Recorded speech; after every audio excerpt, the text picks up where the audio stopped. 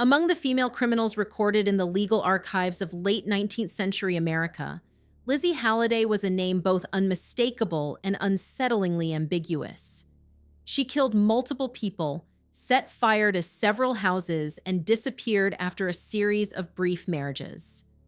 Investigative records documented at least 3 bodies found beneath the roofs where she once lived, many unexplained disappearances, and a long list of accusations ranging from insurance fraud to premeditated murder. The case of Lizzie Halliday shocked the public, not only because of the number of victims and the level of violence, but because of the way a woman with a quiet appearance and ever-shifting identity continually crossed the line between crime and madness. A line that even psychiatrists of that era struggled to define. In the decaying wooden kitchen of the Halliday farm, neighbors saw something that would haunt them for years. Beneath neatly arranged floorboards lay the body of a man who had been dead for a long time. Nearby, the bodies of 2 women, their hands tied across their chests, were pulled out from a pile of straw. And everyone present became a witness to what the press would later call the collapse of reason. Some investigators believed she was a calculating serial killer who knew exactly when to feign insanity to avoid execution. But others said it was simply the final consequence of a childhood marked by neglect, poverty, and isolation that society at the time could not repair. Back then, American law had no clear regulations for psychiatric evaluation, and a poor immigrant woman could easily become both a suspect and an afterthought.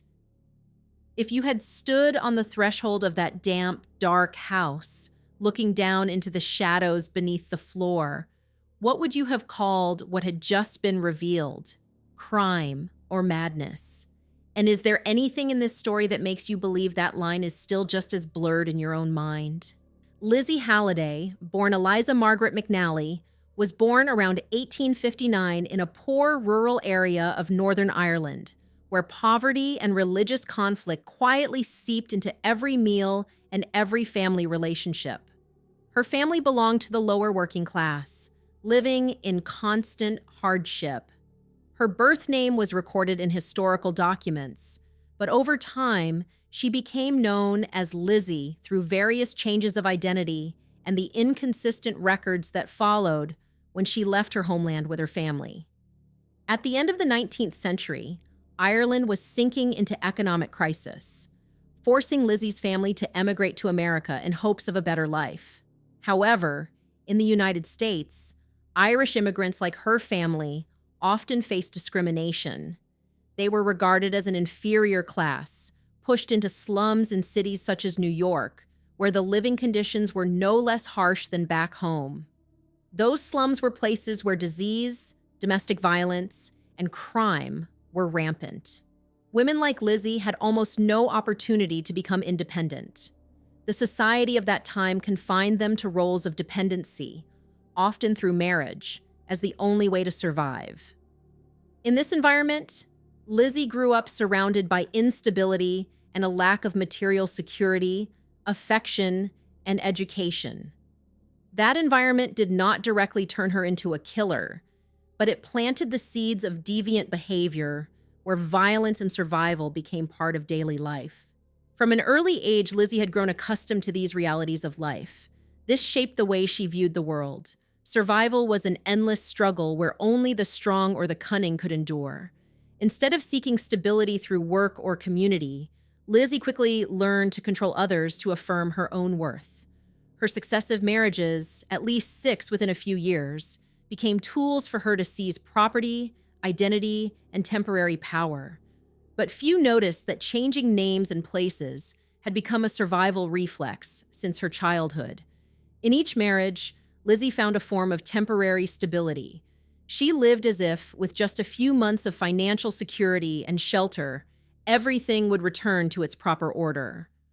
But the moment a relationship became harder to control, that order would collapse. When she married Paul Halliday, A frail Civil War veteran who had raised 5 children and spent most of his life in quiet obscurity, many believed she had finally found a lasting anchor. Paul was nearly 40 years older than Lizzie. He owned a small farm, enough so the two of them wouldn't have to fear absolute poverty. In the early months, neighbors described her as a devoted wife. It was the only period in Lizzie's life when she seemed to be part of a community, integrated into a semblance of ordinary life. Records from that time are hard to describe as happy, but for Lizzie, it seemed to be the only image she had of a stable life, a peaceful facade covering the fractures spreading beneath. But if you were the neighbor walking past the porch each morning, seeing a young woman like that, would you believe she'd found a life like everyone else, or was simply preparing for another disappearance? Some have said that a stable life is sometimes only a thin curtain, just enough to conceal the cracks. Lizzie Halliday, though known as the quiet wife during the years she lived with Paul Halliday, always felt disconnected from the community. As an immigrant, she faced prejudice and the scornful looks reserved for the poor immigrant class. In the village of Burlingham, New York, she appeared outwardly integrated but remained constantly adrift. At that time, the law did not provide a way for immigrant women to escape violence or destitution, making marriage the only means to maintain their status. The role of a wife, with its daily routines, was just a veneer covering deeper problems. Lizzie lived with a constant fear of falling back into the poverty that had haunted her childhood, of being seen by society as worthless. This fear was not only about material needs, but also a longing to be recognized, to exist as someone who mattered. That loneliness and sense of shame pushed her into a cycle of controlling everything around her. Those who had contact with Lizzie often mentioned her eyes, the look of someone who seemed never to believe she would be allowed to remain in any family or community for long. In later interrogations, when asked why she had married so many times, Lizzie answered simply, "I needed a roof over my head." In Lizzie's mind, safety meant holding power. She believed that controlling finances and manipulating others was the only way to stay safe in a harsh world. For her, marriage was a tool to secure her position. Each time she married, from her earliest husbands to Paul Halliday, Lizzie found ways to seize property or identity, viewing it as a temporary victory in the struggle to survive. Through actions like arranging insurance documents or monitoring expenses, Lizzie built a world where she was the center, untouchable. But that power was fragile. Just one small change, a husband starting to suspect, a community growing wary, and everything collapsed. The tension caused her to reveal more unusual behavior. Long silences, sudden fits of anger, sleepless nights spent checking and rearranging everything. She was no longer sure whether she was pretending to lose control or had truly begun to fall apart inside. Many believed that these signs of instability were simply part of a performance she created to hide her ultimate intentions to take what she wanted, but others argued it was a genuine unraveling when she could no longer see the line between fear and hostility. If you were the person who witnessed that look in her eyes on a sleepless night, what would you believe it was? Desperation or an act? You have every reason to suspect this was all an act because Lizzie Halliday committed crimes that sent her to prison quite early. In her early 20s, Lizzie ran a small shop inside the tavern owned by the McQuillan family, old friends from Ireland who had taken her in when she first arrived in America.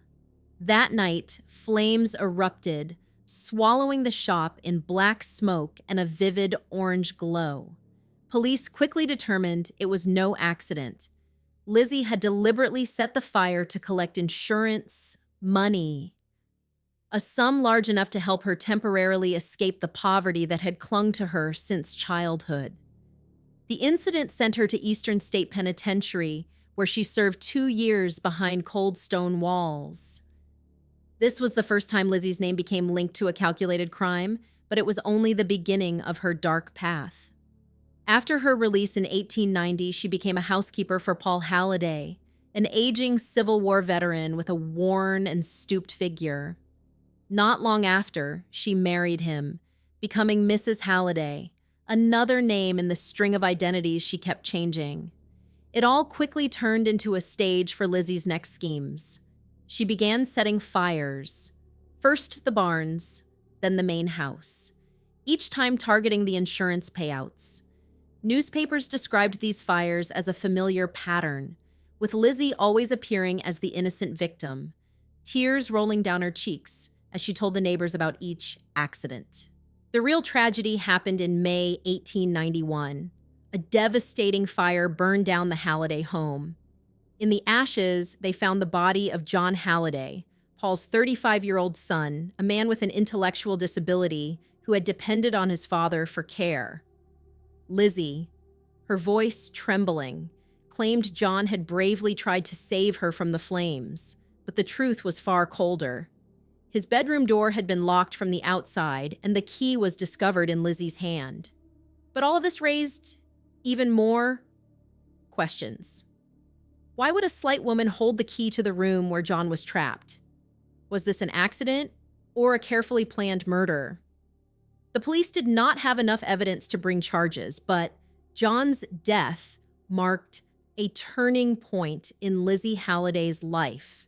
The public began to call her the living flame, a woman who carried destruction wherever she went. In the smoldering glow of the night, there was a scene that would leave anyone unsettled.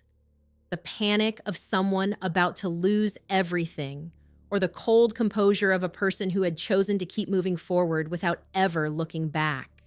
Although they couldn't bring charges, the police began monitoring her activities more closely, especially as Paul Halliday continued living with his wife in the new house they had built after the fire. Burlingham, New York, summer of 1893.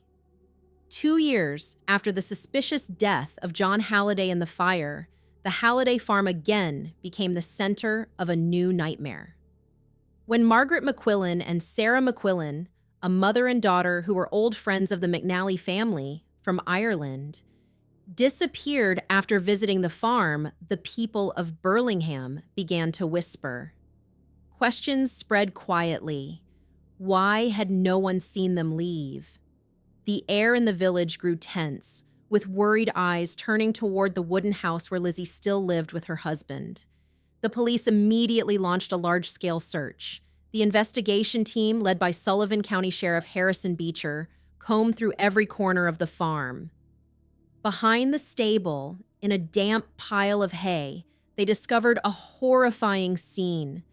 The bodies of Margaret and Sarah McQuillan lying on top of each other, their limbs tightly bound. The scene left many clear traces, ropes stained with blood, the ground marked with drag lines, and the heavy smell of decay thickening the summer air. Witnesses said that when Lizzie was questioned, she kept a calm expression, speaking in a flat voice as she insisted the two women had left the farm long ago. But the blood smeared on her dress and the revolver found in the corner of the kitchen exposed her lies. The investigation had hardly settled when another discovery shocked the entire Catskills region. At the end of August, police continued searching the house and found the body of Paul Halliday, Lizzie's husband, hidden beneath the kitchen floorboards. The body had been killed and hidden under the floor, covered with wooden planks and a thick layer of dirt. This time, the scene left clear traces and an oppressive atmosphere. Blood seeped through the cracks in the floor, and the smell of decay drifted through the house, where Lizzie still calmly cooked each day. She claimed Paul was away, working in a nearby town, but the blood-stained carpet, the same rope used to bind the McQuillans, and the gun in her hand all incriminated her. Sheriff Beecher, with help from detectives from New York, quickly arrested Lizzie at the farm. When she was brought to the Sullivan County Jail in Monticello, she displayed strange behavior, refusing food, setting her bed on fire, and attacking the sheriff's wife with a shard of glass.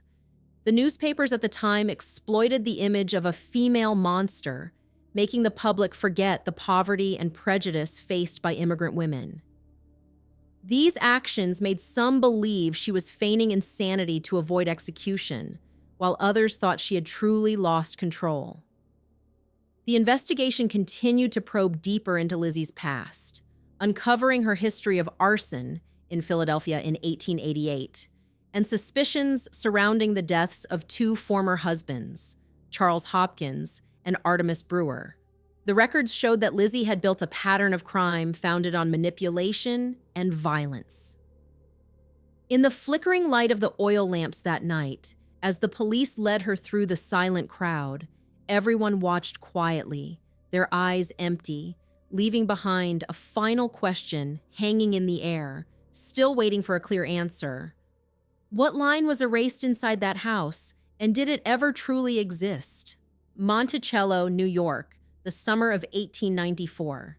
The Sullivan County Courthouse was packed, the air stifling from the June heat and the crowd's curiosity. Lizzie Halliday, an Irish immigrant woman, now stood before the court, facing charges of murder in 3 horrific cases: Margaret McQuillan, Sarah McQuillan, and Paul Halliday. This trial turned Lizzie into the worst woman on earth, a name that echoed across America and even beyond the ocean. Her story, filled with blood and mystery, ignited a media frenzy that fueled both public outrage and fascination. Sheriff Harrison Beecher and his investigation team had built a solid case. The evidence, a blood-stained revolver, the ropes used to bind the McQuillan women, the bloodied carpet in the kitchen, was presented in court, painting a picture of a killer who acted with calculated cruelty. Newspapers recorded scenes of Lizzie in the courtroom. She appeared with dark, disheveled hair, sometimes sitting in silent stillness, sometimes erupting into fits of rage, tearing at her clothes and screaming incoherently. The prosecutor argued that she killed Paul Halliday to seize his veteran's pension, while the McQuillan women may have been victims of an old conflict dating back to her time in Philadelphia. The defense attorney emphasized her history of mental instability and her record of confinement at Eastern State Penitentiary. He argued that she could not distinguish between reality and hallucination, that everything was the result of a mind decayed by poverty, isolation, and the fear of losing control. Many witnesses were called, from neighbors to family members, each recounting a piece of the story that made the case all the more complicated. Public opinion was divided. Some believed she was a victim of circumstance, a mind unbalanced by poverty and loneliness.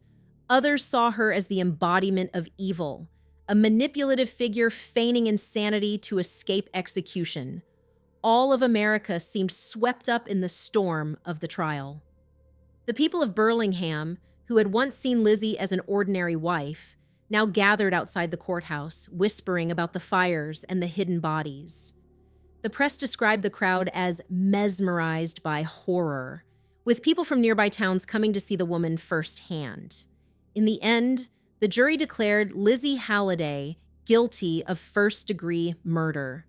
She became the first woman in New York to be sentenced to die in the electric chair. When the verdict was read, Lizzie only lifted her eyes and stared silently at the prosecutor. In that moment, a chilling atmosphere spread throughout the courtroom. Lizzie was pardoned by Governor Roswell P. Flower, and her sentence was commuted to life imprisonment at Mattawan State Hospital for the criminally insane due to her unstable mental condition. There, she continued to display violent tendencies. In 1906, she killed Nellie Wicks, a nurse at the hospital, by attacking her with scissors and causing multiple severe wounds. The motive for the crime stemmed from Nellie's announcement that she would be leaving the hospital to pursue nursing studies, which made Lizzie feel abandoned. This murder solidified her reputation as one of the most dangerous criminals of her time.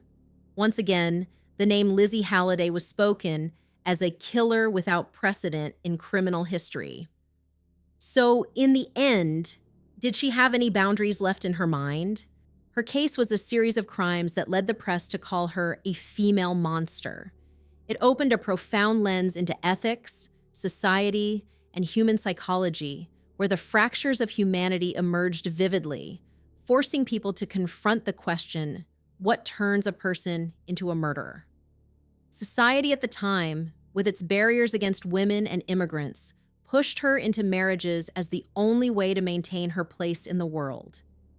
Yet each marriage, at least 6 of them, brought no safety, only becoming a stage for control from seizing property to committing arson and murder. Poverty and isolation shaped a mind constantly afraid of losing power, even if that power was only an illusion.